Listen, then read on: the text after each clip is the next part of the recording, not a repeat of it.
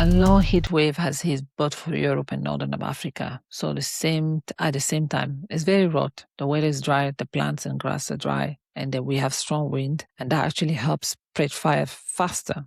So obviously, the fire caused by human error, cigarette, machinery spark, and some stuff like that probably could have been avoided, and maybe not, right? And France right now is really going through a tough time because France, especially around Bordeaux area, they have to evacuate a lot of people, especially also Spain and in Madrid. A combined 300,000 people have been evacuated, and 300,000 combined acres of land has been affected. It's quite serious. All right. And they had the biggest evacuation since the World War II, especially in France. Thousands of firefighters are really working hard and to make sure that it stops to the best of their ability. In Greece is sending planes to Spain to help. On Wednesday night, there were just 6 people staying here. Today, there are nearly 7,000. Some of them are even sleeping in their cars to get away from the noise. But for those who were in an evacuation centre on the outskirts of Bordeaux, and when it opened on Wednesday night, there were just 6 people staying here. Today, there are nearly 7,000. Some of them are even sleeping in their cars to get away from the noise. But for those who were sleeping in here, they've got camp beds.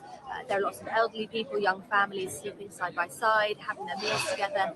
And there are also points like this one to pick up any clothing. Of course, people didn't have much time to gather all their belongings, and they definitely didn't know that they would end up being here this long. And that's the main concern you get from people here when you speak to them. They say that actually it's been brilliant, that they've been well looked after, that everything's organized.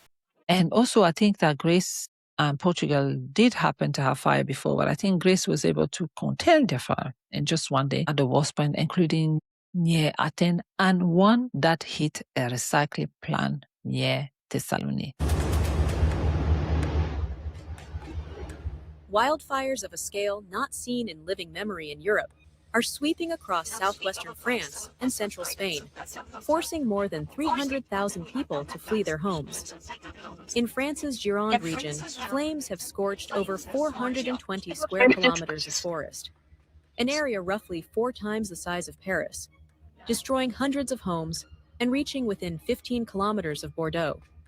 In Spain, separate blazes have burned around 770 square kilometers, with the fire in Avila province now the largest ever recorded in the country's history. Visiting a crisis coordination center near Bordeaux, French President Emmanuel Macron described the disaster as France's worst wildfire crisis since World War II. Although firefighters managed to halt the main blaze's advance under calmer weather, officials warn the danger is far from over. A fresh heat wave is forecast to hit France and Spain this week, threatening to reignite and expand the fires. What has stunned firefighters and scientists alike is a phenomenon France says it has never recorded before: a wildfire creating its own thunderstorm. Known as a pyrocumulonimbus, or fire cloud, the massive storm formed above the Gironde blaze, generating lightning, violent winds, and unpredictable weather. Portugal has a big fire up north. Both countries got extra help from Italy. Okay. Now, Africa, Algeria, Tunisia, Morocco, about 1,400 fire since early July, and 6 people have died. And then we see Tunisia asking for help for other countries to help. And Morocco offer its own plane to help Algeria, which is a rare show of cooperation, especially the two countries.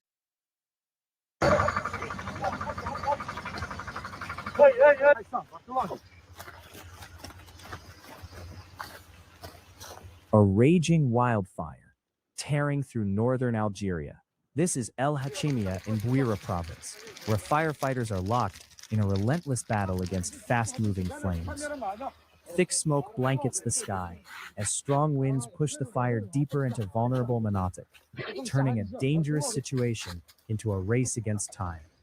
Emergency crews move swiftly, dragging hoses across scorched Allard, battling the blaze from every direction. Their mission is clear: stop the spread, protect lives, and save what remains.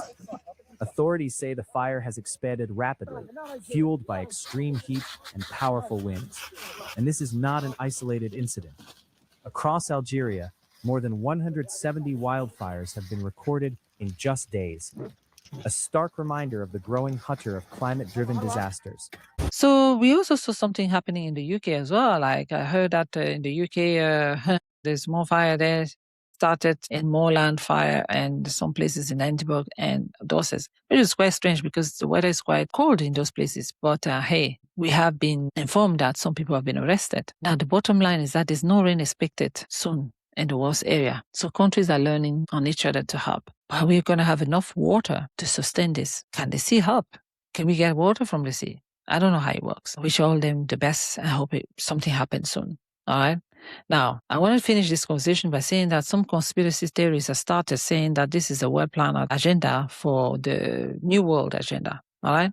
Could it be true? Is he alive? We don't know. Is this a prophecy from the Bible? We see a lot of fire going on at the Revelation towards the end. Is this a call out for a warning? We don't know. Now, what do you think, guys? Stay tuned for more stories, and I hope everything goes well in those countries. Thank you. Bye-bye.